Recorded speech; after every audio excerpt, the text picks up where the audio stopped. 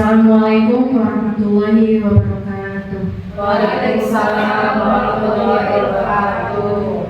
Salam sejahtera untuk kita semua. Yang terhormat Ibu Kepala Sekolah SDN 2 Rangkas Bitung Timur, Ibu Haji Heni Ahdiani SPD. Yang saya hormati Ibu Bapak Dewan Guru SDN 2 Rangkas Bitung Timur. Pertama-tama marilah kita panjatkan puji syukur kehadirat Allah Subhanahu wa taala yang dimana atas berkat rahmat dan karunia-Nya kita dapat berkumpul dalam acara Kombel yang akan membahas tentang pengimbasan pembelajaran mendalam untuk guru dan kepala sekolah. Baiklah, saya berdiri di sini sebagai pembawa acara yang dimana akan membantu pada acara pada hari ini. Acara yang pertama yaitu pembukaan, acara yang kedua sambutan Ibu Kepala Sekolah, acara yang ketiga pemaparan, acara yang terakhir penutup atau doa. Baiklah, untuk sama-sama kita membuka acara ini, marilah kita membacakan ayatul basmalah. Bismillahirrahmanirrahim. Acara yang kedua yaitu sambutan Ibu Kepala Sekolah yang akan disampaikan oleh Ibu Heni Ahdiani SPD. Kepadanya waktu dan tempat dipersilahkan. Bismillahirrahmanirrahim. Assalamualaikum warahmatullahi wabarakatuh. Waalaikumsalam warahmatullahi wabarakatuh. Alhamdulillah wasyukurillah, kita panjatkan puji syukur kehadirat Allah Subhanahu wa taala. Salawat beserta salam semoga juga selalu tercurah untuk Nabi besar kita Nabi Muhammad beserta keluarga para sahabat dan insyaallah kita sedang mengikutinya. Semoga akan mendapatkan syafaat sampai akhir zaman. Amin. Baik, terima kasih Bapak Ibu, rekan-rekan seperjuangan, di mana hari ini alhamdulillah tepatnya di tanggal tepatnya di tanggal 3 September hari Rabu, bertepatan dengan jadwal kelompok belajar Rangkas Bitung Timur 2. Sudah alhamdulillah kita terjadwal di setiap hari Rabu diusai pembelajaran. Dan alhamdulillah untuk saat ini ada beberapa rekan kita, baik nanti insya Allah akan memberikan pemaparan dari kepala sekolah, juga dari perwakilan guru, baik itu guru yang mewakili kelas atas dan guru yang mewakili kelas bawah, di mana alhamdulillah beliau-beliau ini sudah mendapatkan satu bekal kurang lebih selama masing-masing 1 minggu untuk mengikuti pelatihan pendidikan dan latihan, yaitu di pembelajaran mendalam baik untuk guru dan untuk kepala sekolah, yang mana hari ini insya Allah akan diimbaskan, akan dipaparkan, akan diberikan untuk kita semua. Semoga apa yang nanti akan dipaparkan akan teraplikasikan oleh kita, terserap oleh kita, dan insya Allah juga akan kita terapkan di kegiatan pembelajaran harian kita. Semoga apa yang diharapkan oleh Permendikdas mengenai pembelajaran, ketercapaian pembelajaran, yaitu untuk saat ini ada di pembelajaran mendalam, itu akan mendapatkan satu hasil yang memuaskan, baik untuk kita sebagai guru dan untuk siswa kita juga sebagai objek, ya, sebagai anak didik yang insya Allah ingin mendapatkan lulusan yang maksimal, yaitu diantaranya ingin mendapatkan anak-anak lulusan yang berakhlak mulia. Ya. Jadi baik di bidang pendidikannya, ilmu pengetahuannya, juga tentang akhlak dan kepribadian. Barangkali dari Ibu sebagai pembuka tidak akan panjang lebar, kita persilakan kepada rekan-rekan kita yang insya Allah nanti secara bergantian akan memaparkan, yaitu melalui pengimbasan pembelajaran mendalam. Ya, itu saja. Kita ikuti dengan fokus juga dari pemateri, semoga ya akan memberikan kelancaran. Amin. Ya, karena itu saja. Sekian, terima kasih kepada kalian semua. Ditutup dengan wassalam. Assalamualaikum warahmatullahi wabarakatuh. Acara yang selanjutnya yaitu pengimbasan pembukaan yang pertama yang akan dipaparkan oleh Ibu Pokok pemaparan tentang inovasi pembelajaran. Padanya waktu dan tempat dipersilakan.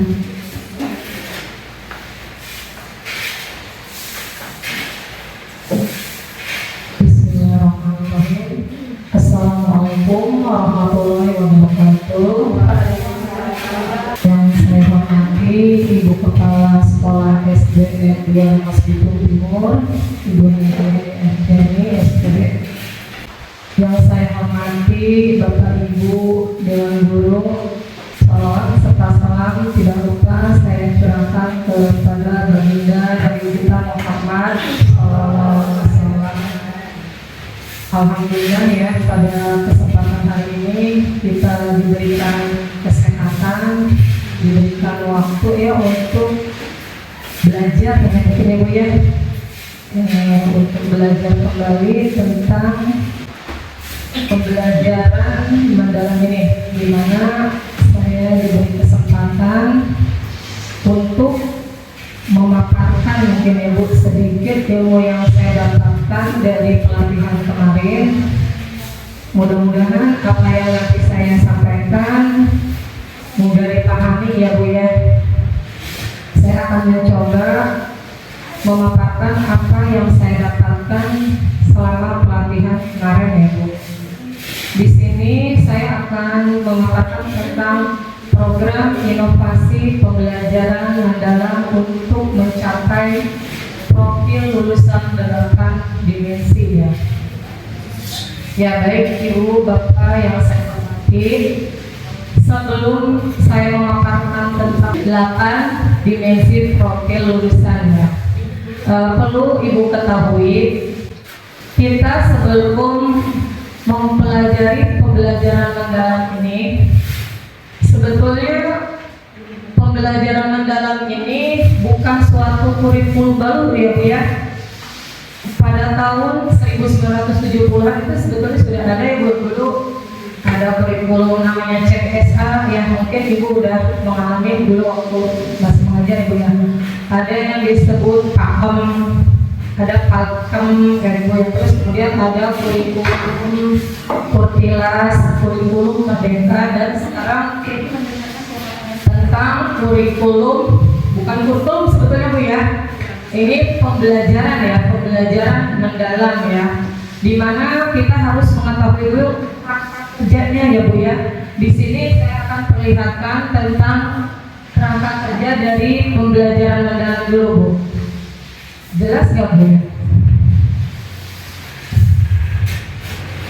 Ya, di sini kita pertama dalam yang ke-1 itu tentang dimensi profil lulusan. Yang hari ini kebetulan saya akan menyampaikan tentang dimensi profil lulusan dulu ya Bu ya. Kemudian ada lagi kerangkanya tentang prinsip pembelajaran, dan ada pengalaman belajar dan tentang kerangka pembelajarannya. Jadi banyak sekali yang dipelajari ya Bu, tapi di sini saat ini saya hanya akan memaparkan tentang dimensi profil lulusan dulu ya Bu ya.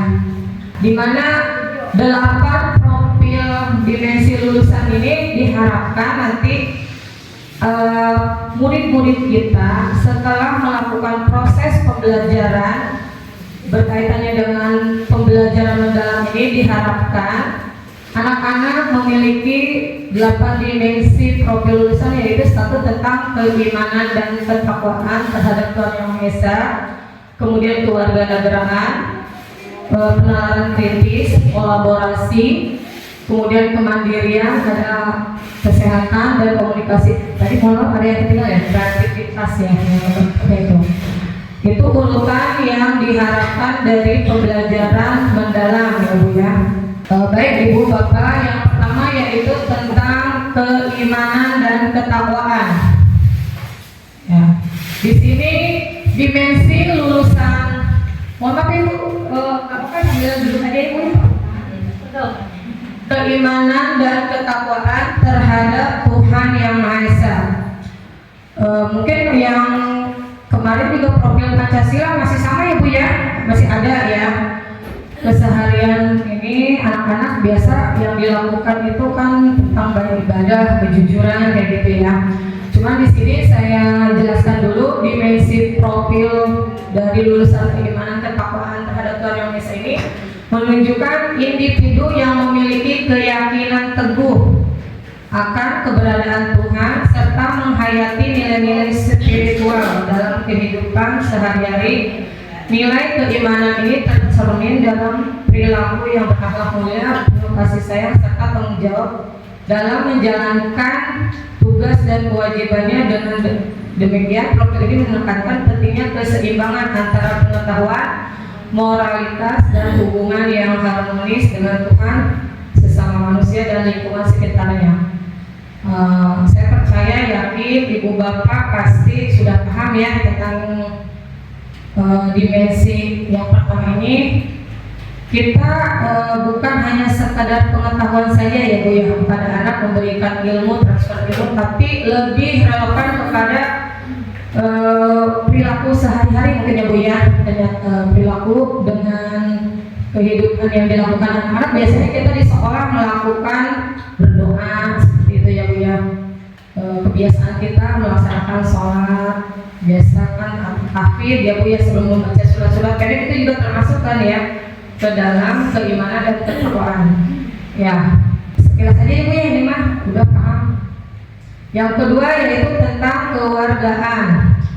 Kewargaan di sini juga ya kita mengetahui juga kalau kewargaan mungkin dari istilah kemarin mah gotong royong ya Bu ya, gotong royong ya tepatnya.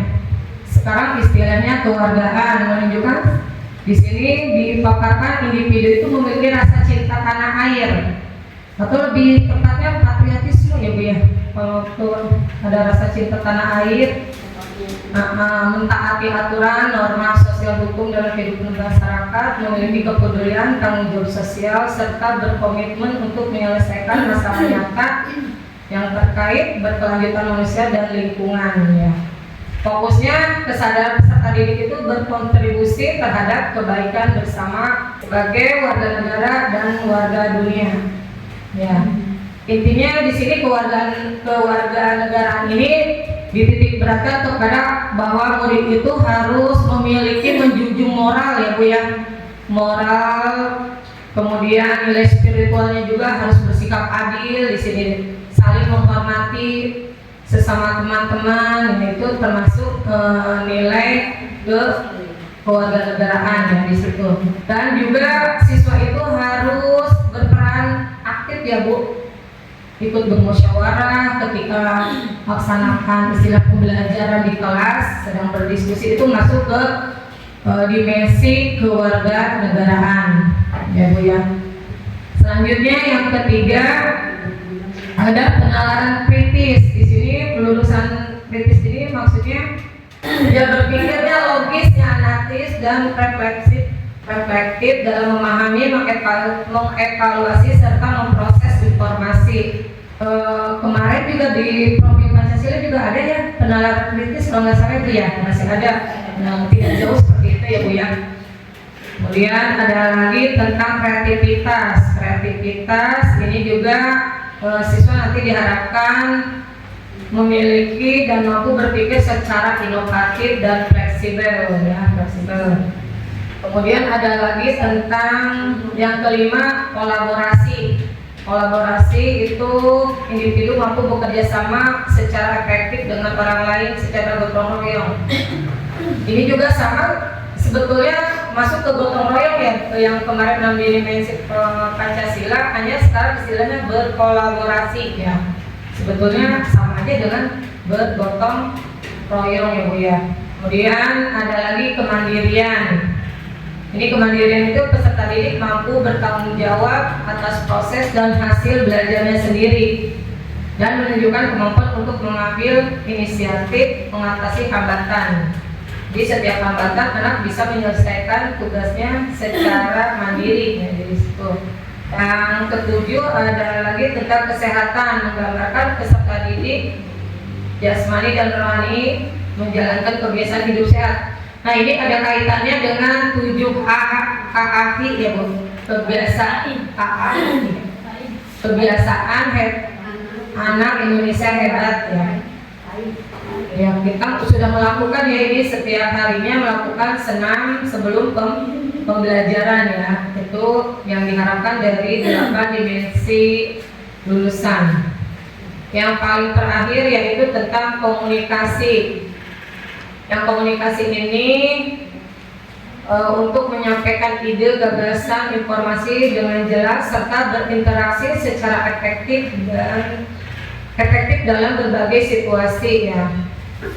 Kemudian diharapkan lulusan ini juga memiliki kemampuan komunikasi yang baik dan dapat membangun hubungan yang positif, menjembatani perbedaan pendapat dan menciptakan pemahaman bersama dalam lingkungan sosial maupun profesional. Jadi harus adanya komunikasi ya.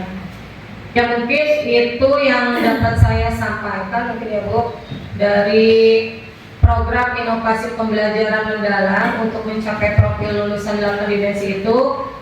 Saya mengharapkan kepada semua rekan guru untuk mengimplementasikan ya Bu ya dalam pembelajaran sehari-harinya dari 8 dimensi profil ini bisa diterapkan ya Bu ya. Adapun dalam pembelajaran mungkin tidak semuanya harus dicantumkan profil dimensi ini ya. Mungkin kita menyesuaikan dengan materi yang akan kita pelajari ya. Itu mungkin itu saja yang dapat saya sampaikan. Kurang lebihnya mohon maaf. Saya akhiri. Assalamualaikum warahmatullahi wabarakatuh. Assalamualaikum warahmatullahi wabarakatuh. Selamat siang Dewa Guru semuanya. Hari ini saya akan memaparkan materi hasil dari pelatihan saya selama 1 minggu, yaitu mengenai pola pikir tetap dan pola pikir bertumbuh. Di sini saya akan menjelaskan pola pikir tetap terlebih dahulu dan selanjutnya akan dijelaskan oleh rekan saya mengenai PPP. Baik Ibu Guru semua, di sini sebelum kita mengetahui apa sih itu PPT, apa sih itu PPP, di sini saya akan menjelaskan apa itu PPT. PPT adalah pola pikir tetap atau dalam bahasa Inggrisnya mixed mindset atau fixed mindset, adalah keyakinan bahwa kemampuan dan kecerdasan bersifat bawaan dan tidak dapat berubah. Jadi di mana di pola pikir tetap ini kita sebagai guru, kalau misalnya di zaman dulu, saya tidak membandingkan dengan guru yang modern, membandingkan di guru zaman dulu, walaupun saya tahu dan yakin guru zaman dulu lebih bagus sekali pengajarannya, dan tidak membandingkan bahwa guru yang sekarang juga buruk, tidak. Tapi di dalam pola pikir tetap ini kita mendidik siswa dan mengenal siswa, oh anak ini hanya bisanya menyanyi, udah di situ aja, kita tidak mengembangkannya. Anak itu di kelas disuruh nangis, disuruh malu, dikasih tantangan menolak, siapa yang mau maju ke depan? Langsung ngumpet. Nah itu kalau di pembelajaran yang dulu, anak yang udah fixed mindset sama kita tidak didorong. Nah inilah yang harus kita rubah nanti ke tahap bertumbuh. Ini di pola pikir tetap itu, jadi si guru dan siswa itu sudah melihatnya, anak bisanya ini, ya udah di situ aja, nggak usah kita apa-apain, daripada disuruh nangis-nangis, mari kita cari yang lain. Inilah di pola pikir tetap. Inilah pola pikir tetap, mindsetnya, keyakinan bakat, kecerdasan, dan karakter bersifat statis dan sudah ditentukan sejak lahir. Dan yang kedua terhadap tantangan. Si anak yang memiliki fixed mindset pasti menghindari tantangan karena takut gagal, takut tidak mampu. Nah ini anak yang fixed mindset yang kita harus tarik nih, harus diajak untuk bertumbuh. Nah sekarang yang ketiga terhadap kegagalan, melihat kegagalan sebagai bukti keterbatasan diri dan titik akhir dari segalanya. Jangankan dulu, sekarang pun termasuk saya di kelas masih ada anak yang fixed mindset. Bu, udahlah aku di sini aja, aku nggak bisa. Udah cara ibu nilainya berapa? Nah ini fixed mindset yang kan dulu sekarang pun masih kita temui. Dan ini usaha kita sebagai guru, bagaimana cara kita merubah si anak PPT ini menjadi PPB.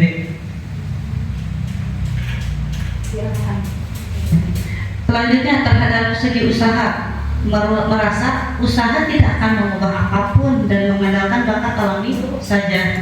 Jadi anak berpikirnya, udahlah ngapain usaha atau nggak akan berubah apapun. Selanjutnya terhadap kritik, menganggap kritik sebagai serangan pribadi dan merasa defensif.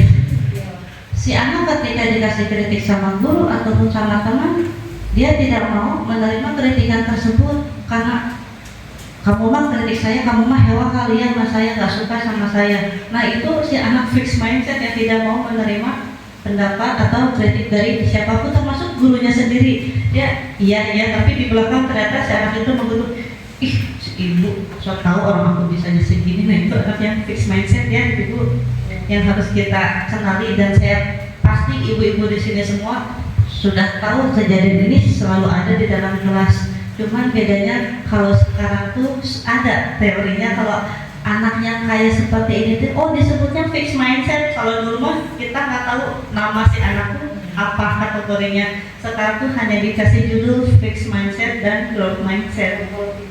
Iya. Iya benar. Ini saya skip dulu ya karena ini bagian kanan saya. Nah di sini pola pikir tetap dan pola pikir bertumbuh. Nah di pola pikir tetap dan bertumbuh kita ada perbandingannya di mana? Dari challenge, obstacle, effort, critic, and success others.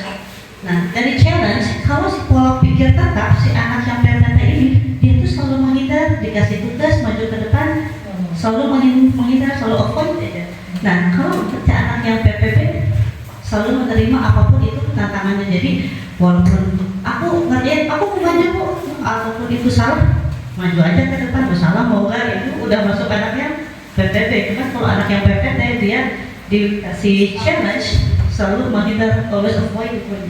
Nah sekarang yang obstacle, pola pikir tetap anak dikasih obstacle, dikasih tantangan dia langsung give up, langsung menyerah. Ih mama bisa, ini mah susah banget, belum juga dicoba udah. Nah tapi beda dengan anak yang PPB, dia tuh bertahan, bukan bertahan tapi nggak ngerjain. Bertahan dia mencoba tantangan tersebut. Dan yang effort, kalau misalnya anak PPB mah mubazir. Cuma kalau bagi anak di PPB, wah ini peluang. Pada PPB, sama pada PPB udah nih, aku udah kasih tugas. Kalau misalnya aku tugas lebih baik dari teman-teman, pasti aku dapat nilai bagus dong dari bu guru.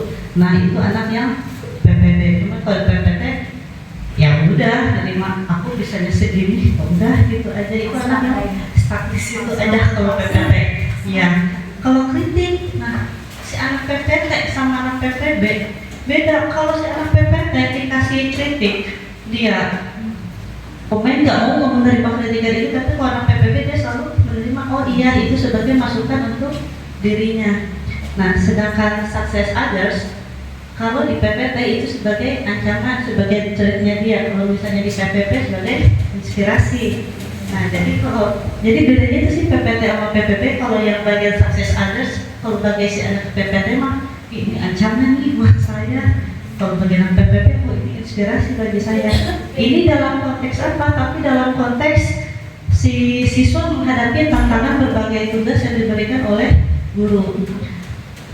Bu, apakah ini hanya di anaknya saja? Gurunya juga di sini yang harus tetap bergerak. bagaimana merubah anak PPT ini menjadi anak yang PPP. Nah, di sini ada pola pikir tetap dan pola pikir bertumbuh. Ibu-ibu di sini ya suara pola pikir tetap sama suara pola pikir bertumbuh. Kalau di pola pikir tetap, dia pasti ucapin gini, kalau saya gagal berarti saya nggak mampu. Kalau misalnya bertumbuh, kalau saya gagal berarti saya harus belajar lalu mencoba lagi. Bedanya di situ kalau PPT sama PPP. Di kelas pasti banyak banget anak-anak yang PPP. Dan yang kedua, kalau anak PPT, saya akan menolak saat menerima tugas yang belum pernah saya kerjakan. Sebab resikonya apa? Untuk gagal akan besar.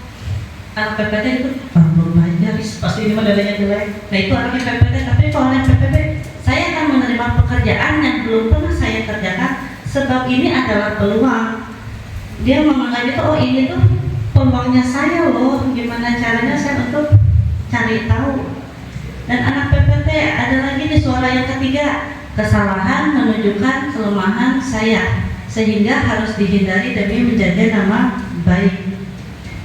Jadi seenak di sini, aku mah daripada nama aku jelek mending gak usah gitu kalau anak PPT.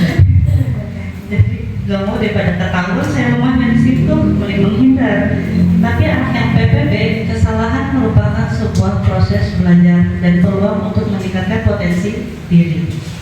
Suara yang keempat, saya hanya bagus dalam bidang tertentu saja dan tidak bidang lainnya. Jadi saya hanya merasa aku hanya pintar di IPA saja.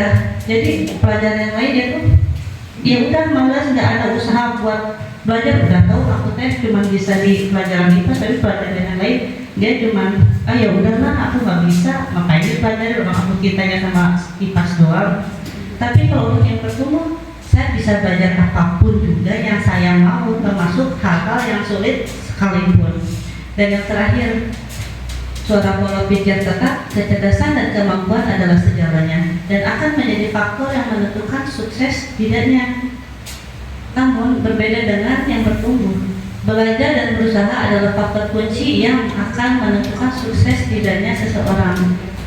Jadi yang kita rubah sekarang sebagai pendidik, cara berpikir siswanya, tapi jangan dulu berpikir siswa, tapi kita sendiri sebagai guru yang harus rubah cara berpikir kitanya dulu.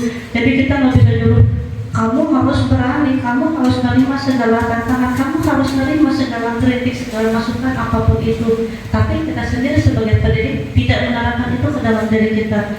Itu akan menjadi sulit juga. Kita ngajarin, kamu harus bertumbuh, jangan tetap aja, kamu harus bertumbuh. Tapi kitanya tidak, sebagai pendidik tidak menerima sebagai perubahan itu. Jadi kadang sulit ya kita, kamu harus terima saran, kamu harus terima tantangan, kamu harus berani. Tapi kenyataannya kita pun, kita dan termasuk saya pun bisa dikasih tantangan, udah aduh gitu ya. Jadi ini mah kita sebelum ini ke anak, yuk kita terdidik dulu, kita ubah fixed mindset kita menjadi growth mindset kita, lalu kita terapkan ke anak. Saya yakin guru-guru di sini semua ingin anak-anaknya berubah yang tadinya hanya fixed mindset jadi growth mindset. Itu pasti semuanya pengen. Kita nggak mau kayak anak kita yang di kelas cuma diem aja, susah ngomong. Kita juga pasti pengen anak-anak kita berubah. Tapi kita kembali lagi, kita harus sebagai pendidik yang namanya ngedidik anak, pasti ngedidik diri kita dulu. Kita rubah dulu fixed mindset kita menjadi growth mindset, baru kita terapkan ke anak didik kita. Sekian pemaparan tentang pola pikir tetap. Selanjutnya akan dijelaskan oleh rekanan saya, Bu Isuswatun Hasanah. Dan mengenai RPPM itu di bagian sesi terakhir ya Ibu Guru. Jadi setelah PPT, PPD, baru saya ke RPPM. Terima kasih atas perhatiannya. Wassalamualaikum warahmatullahi wabarakatuh.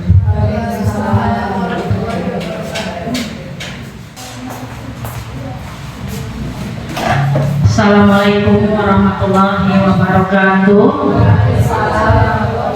Yang saya hormati Ibu Kepala Sekolah SDN Rangkas Bitung Timur, Ibu Hajah Heni Ahdiani. Yang saya hormati rekan-rekan guru seperjuangan, guru-guru SDN 2 Rangkas Bitung Timur. Alhamdulillah berkat Allah kita semua bisa berkumpul di sini untuk belajar bersama, terutama khusus saya ya, yang kemarin seminggu qadarullah atas izin Allah diberikan kesempatan untuk mengikuti pelatihan, walau awalnya ya Bu awalnya sempat PPT saya.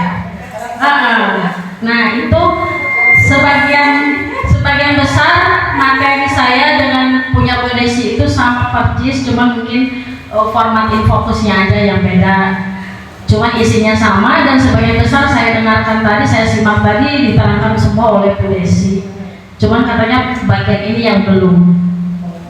Pola pikir lebih penting daripada keterampilan. Langsung saja Ibu ya ke materi.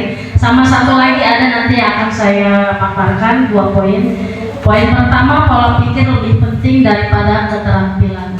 Pola pikir atau mindset adalah fondasi dari keterampilan. Ternyata benar, mindset, pola pikir itu sangat berpengaruh dalam kehidupan sehari-hari kita, baik dalam kehidupan di rumah atau di tempat pekerjaan. Seperti saya ini tempat pekerjaan, daripada kita mempunyai keterampilan yang serupa bisa, tetapi mindset kitanya tidak berkembang, itu tidak akan tidak bertumbuh, tidak akan teraplikasi Bu. Kita segala bisa misalnya, tapi kalau pikir kita seayak-ayak, males, balik Islam sedih cukup, itu tidak akan terrealisasikan keterampilan kita punya tanpa mindset yang berkembang atau PPB. Ya. Pola pikir merupakan cara melihat dan cara berpikir saat menghadapi masalah. Terus terang saya pun seringkali dalam kehidupan sehari-hari ketika ada masalah PPT tidak mau menghadapi, ada didiamkan begitu saja, akhirnya ya mengambang aja dalam bentuk hal apapun masalah. Ya itu contoh kecil saya pribadi. Ternyata tidak boleh begitu, harus PPP, dihadapi, tantangan dicoba, diselesaikan sampai selesai. Amin kok ngayaya gitu. Akhirnya akan membeli diri kita sendiri nantinya. Nah gitu. PPT tahu. Kalau pribadi contoh kecil Bu ya, kalau untuk pekerjaan harus PPP. Iya. Ya tadi saya bilang kan contoh kecil tadi. Berperan untuk memperluas cara seseorang dalam melihat dan berpikir. Nah, kemudian ke bawahnya lagi ada satu poin. Nah ini Bu, gambar ini.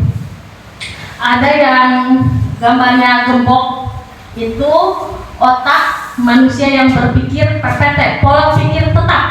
Jadi terkunci otaknya, tidak mau bertumbuh atau berkembang. Begitu padahal dia bisa lebih berkembang dari situ, cuma karena sudah terkunci, ya sudah stuck di situ aja, fix gitu ya. Kemudian yang sebelahnya grow mindset atau yang bertumbuh. Kalau orang yang grow mindset, dia akan selalu bersuara dalam hatinya, dalam pikirannya bahwa keyakinan bahwa kecerdasan dan keterampilan dikembangkan lewat mau belajar dan berusaha. Contoh kecilnya saya mau berusaha megang laptop, akhirnya sedikit bisa, gitu ya contohnya. Adapun di kelas anak-anak bisa pelajaran apapun, ketika kali kata Bu Desi, udah Bu ya segini aja, oh yaudah deh, yaudah. Ya kita pun gurunya jangan ikut PPT gitu ya, ketika anak PPT harus PPT gitu ya, anak juga ikut berproses PPT itu. Nah, gue nggak mau nangis. Makanya di sini belajarnya katanya bermakna, berkesadaran dan menyenangkan. Jadi harus benar-benar gembira. Gitu. Walaupun kita lagi sedih lagi apa, ke anak tuh harus menggembirakan. Seperti itu. Konsep belajar kan berkesadaran, bermakna dan menggembirakan. Kemudian yang sebelahnya dipakai gembok itu kuncinya dikunci keyakinannya atau pemikirannya. Bahwa stuck sampai di situ keyakinan bahwa kecerdasan, keterampilan bersifat tetap yang tidak banyak bisa dirubah. Bapak Ibu, sekian penjelasan pemaparan dari saya. Mohon maaf bila ada kata-kata yang kurang berkenan di hati Bapak Ibu. Terima kasih. Wassalamualaikum warahmatullahi wabarakatuh.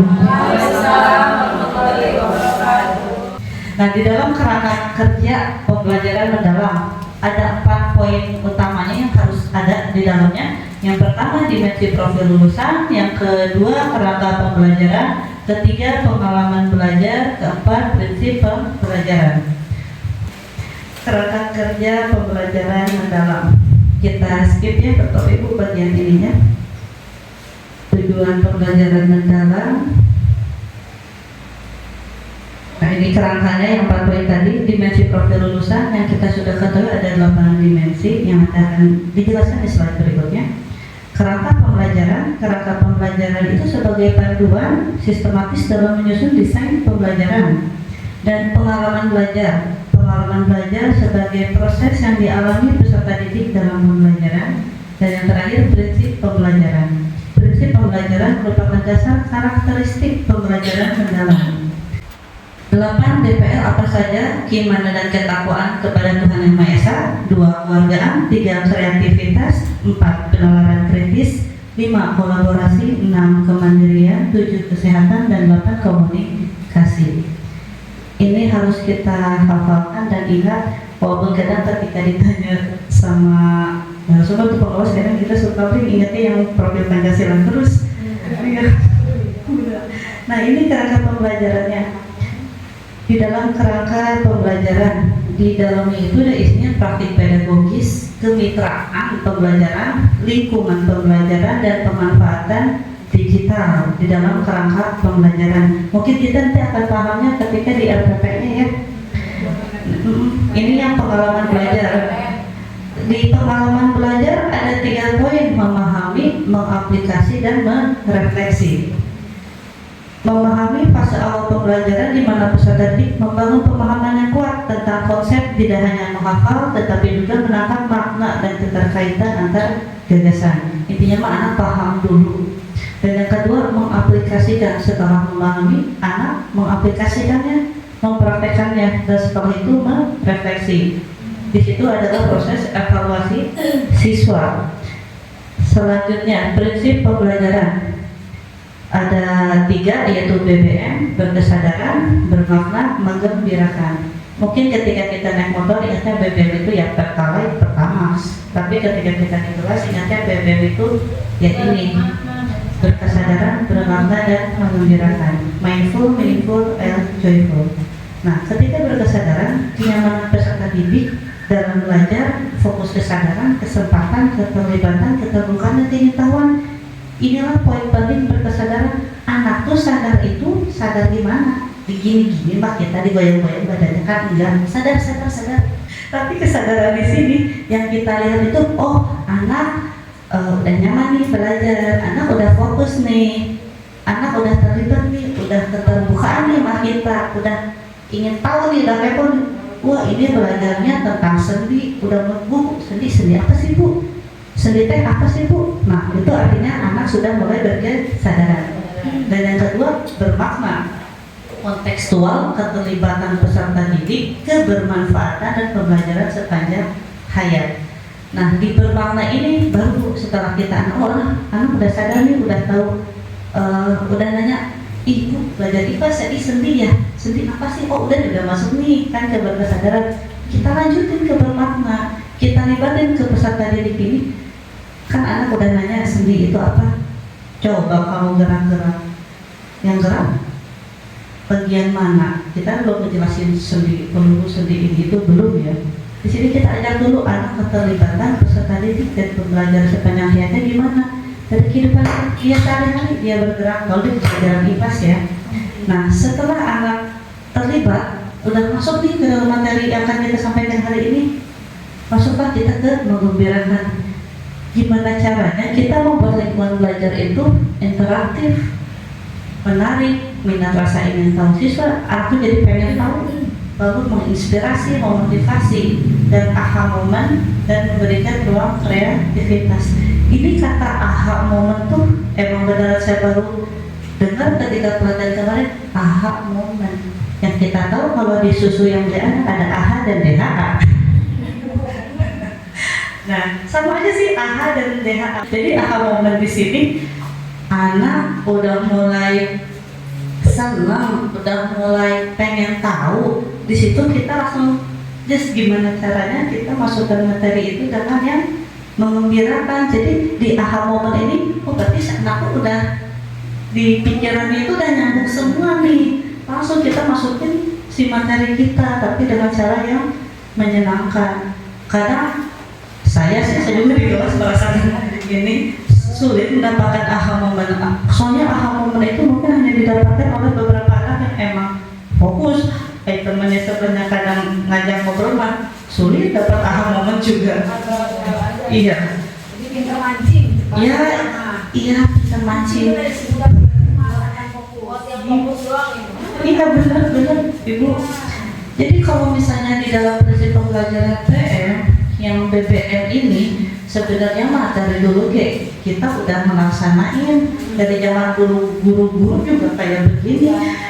Iya, cuman bedanya sekarang mah ada teorinya, ada bukunya gitu. Cuman di sini mungkin bedanya dulu mah si anak ke guru takut, Benar-benar ya. guru datang gak dia langsung si takut, baru mau ngobrol, menolak dia takut kali teman-teman.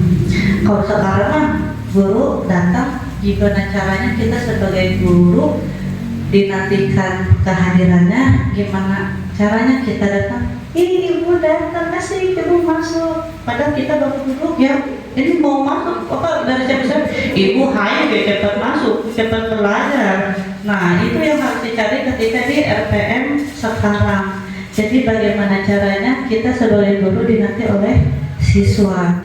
Ini yang pertama menyusun pembelajaran yang kontekstual dan kolaboratif. Jadi di dalam menyusun RPM ini, kenapa di sini ada kontekstual? Karena kita melewati lintas disiplin ilmu itu dan ada 8 profil lulusan yang harus kita capai. Kolaboratif, kenapa? Karena ada mitranya di dalam RPM tersebut. Dan yang kedua, menjadi fasilitator dalam proses berpikir kritis dan reflektif.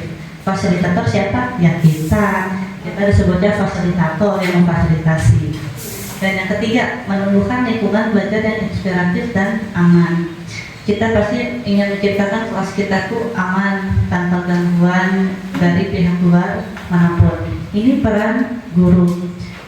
Selebih dari 3 poin ini, pasti para pendidik di sini menitik beratkan yang pertama itu adat dan etika. Karena sekarang itu nggak usah jauh-jauh, kita ngajarin ngajarin muluk-muluk kayak anak, ada bang etika aja masih jauh.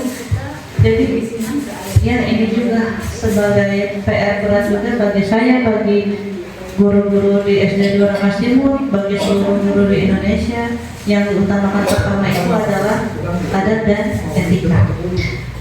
Nah ini Bapak Ibu itu hanya sekilas, saya akan masuk ke dalam RPM-nya ya. Ini perencanaan pembelajaran yang saya dapatkan dari LMS, dari BGTK, dan saya sebut ini RPM yang sempurna. Saya sebut sempurna ya, emang kamu yang sesuai begini banget ya, benar. Nah jadi sebelum saya scroll ke bawah, nanti saya paling di grup ya urutan RPM-nya. Jadi di dalam urutan RPM itu yang pertama identitas penulis. Kita sudah ada yang identitas penulis pertama, satuan pendidikan, mata pelajaran, fase kelas, dan alokasi waktu. Bu, boleh nggak ditambahin kita guru kelasnya ditulis guru kelas? Boleh, karena di situ adalah tempatnya informasi. Dan yang urutan kedua yaitu DPL, dimensi profil lulusan. Yang ketiga TP. TP apa sih? Tujuan pembelajaran. Dan yang ketiga, setelah TP itu ada praktik pedagogis. Praktik pedagogis itu adalah metode ngajar. Kita masukin metode ngajar kita ketika memberi materi matematika, IPAS atau pelajaran yang lainnya mau pakai metode apa? Metode ceramah, metode PJPL, ataupun design for change project di IC atau apa? Nah, jadi punya praktik minimal praktik pedagogis metode ngajar adalah simpelnya mah gitu. Nah setelah itu lingkungan belajar, urutan yang kelimanya. Setelah lingkungan belajar, kemitraan, pemanfaatan digital, dan yang terakhir langkah pembelajaran. Nah ini lingkungan belajar. Kalau lingkungan belajar, lingkungan pembelajaran ada 2 poin, budaya belajar dan lingkungan fisik. Kalau lingkungan belajar Bu, bisa nggak kalau saya bikin RPM-nya bukan nggak usah dimasukin, nggak persis ada budaya belajar sama lingkungan fisiknya? Boleh, misalnya nggak dijabarin budaya belajar titik 2. Kalau Ibu misalnya langsung lingkungan pembelajaran yang akan Ibu terapkan hari ini itu seperti apa lingkungan pembelajarannya, mengajak siswa untuk apa gitu. Jadi nggak usah di titik 2 kayak gitu juga nggak apa-apa gitu, yang penting isinya keterkaitan lingkungan pembelajaran yang akan diajarkan hari ini. Dan yang keenam, kemitraan pembelajaran. Nah ini udah pasti pada tahu kemitraan, mitra kita mau kerjasama sama siapa di dalam RPP yang akan kita pelajari ini, materi hari ini. Kalau misalnya tentang matematika, rasio, coba pas belum gitu ya, misalnya rasio atau pecahan, boleh ada kantin, berarti mitranya boleh tulis orang tua siswa kantin. Kalau misalnya ada di dalamnya lintas disiplin ilmiah tentang keagamaan, dimasukin misal pondok pesantren. Nah, itu tergantung dari RPM ibu-ibu sekalian ya, kemitraannya, kerjasamanya dengan siapa. Tapi jangan sampai kemitraan pembelajaran tidak ada, jangan sampai jauh tidak ada. Pokoknya mah kalaupun iya kita nggak kerja sama-sama, nanti setidaknya tulis orang tua dan siswa gitu. Mau misalnya Bu, kalau misalnya nggak mitra sama kantin orang tua siswa aja, tapi harus mitranya sama siswa kelas 4-5 atau tulis aja nggak apa-apa. Kalau misalnya kan kayak bahasa Indonesia bagian wawancara ada tuh, itu mitranya itu harus wawancara kelas bawah ya, tulis di situ ya, kelas 4 dan 5 misalnya jadi mitranya. Jadi lihat lagi RPM-nya. Lalu pemanfaatan digital. Nah, pemanfaatan digital. Di sini kita ngajar itu digital apa sih yang kita pakai? Mau pakai laptop, Infocus tulis di sini, berarti laptop, proyektor. Kalau kita bikin slide-nya itu di PowerPoint, ya udah gitu saja di PowerPoint. Kalau kita mengerjakan slide-nya itu di Canva, tulis di Canva. Tapi ini tanda kutip di sini tuh Canva itu yang memakai guru, bukan siswa. Kalau misalnya kita mengajarkan siswa memakai Canva, wah kita aja masih pusing gitu ngajarin mana satu-satu pakai Canva. Nah jadi di sini pemanfaatan digital di sini tuh siswa, kalau boleh dipisah ya. Kalau misalnya siswa berarti laptop, proyektor, siswanya paling YouTube yang bisa kita gambarin atau slide. Kalau misalnya digabungin aja lah, padahal saya ngerjainnya di Canva. Itu aja berarti tulisannya fokus, proyektor, dan slide atau enggak PowerPoint gitu pengerjaan. Jadi bukan tulis Canva, jadi tulis Canva itu nih yang mengerjakannya anak-anak kerjanya itu di Canva, itu belajarnya di Canva, padahal bukan, kita bikin materinya di Canva gitu. Tapi di sini pemanfaatan digitalnya itu untuk anak di kelas. Jadi teknologi untuk menunjang kegiatan pembelajaran apa sih yang kita pakai di kelas. Kalau misalnya cuma pakai YouTube, ya udah tulis aja pakai proyektor, laptop, YouTube. Kalau mau dipisahin kayak gini nggak apa-apa, sosial media. Maksudnya itu mulai dari itu tadi TikTok, Facebook, Instagram, YouTube bisa. Itu kan ada sih contohnya YouTube, Instagram. Platformnya, desainnya apa? Poster, Canva, Adobe Illustrator kalau pakai, kalau enggak juga nggak apa-apa, jalankan aja. Dan aplikasi yang dipakainya apa? Google, misal. Tapi pasti di Google sih kalau dari informasi apa kita juga ya Bu. Dan yang terakhir langkah pembelajaran. Jadi kalau langkah pembelajaran, ya udah di sini bagian poin penting kita tuh ngapain aja. Step awal, inti, akhir, penutup. Nah, jadi pemanfaatan digital gimana? Kita sering lihat nih guru-guru semua pada perian pembelajaran materi yang ada ajarkan hari ini. Nah, itu kan ngerjainnya di mana? Ngerjainnya misalnya di Canva. Ya udah tulis di sini aja, berarti platform desain digunakan untuk media belajar anak Canva gitu. Kalau misalnya lagi ngepakai Infocus laptop, kalau ngajarnya gitu. Kan nggak mungkin tiap hari deh sih, tiap hari kadang mau pakai background tuh. Jadi gitu ya. Nah ini kalau di langkah pembelajaran, ya udah ini step kita di dalam satu bab mau bikin berapa pertemuan. Di pertemuan satu, di dalam pertemuannya itu udah pasti ada pembukaan, inti dan penutup. ditanggalin. Misalnya di tanggal 1 besoknya ataupun minggu depannya, itu berarti blok yang keduanya lagi gitu. Ditanggalin lagi tanggal berapa. Nah, ini yang saya ambil ini RPPM dari PJTK, dari LMS. Cuman Bapak Ibu yang dari LMS ini, bukannya saya nggak mau nge-share karena tidak bisa di-download. Paling kalau misalnya Bapak Ibu mau, saya kirim link Google Drive-nya untuk contoh ibu-ibu semua menyusun RPM. Karena saya menyuruh yang ahlinya pun ternyata nggak bisa tulis.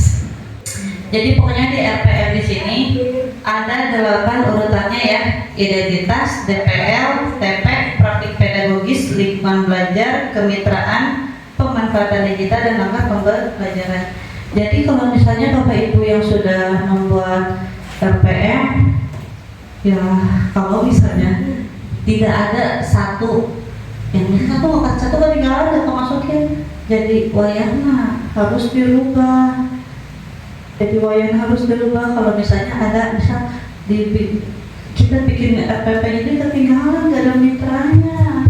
Praktik pedagogisnya nggak ada.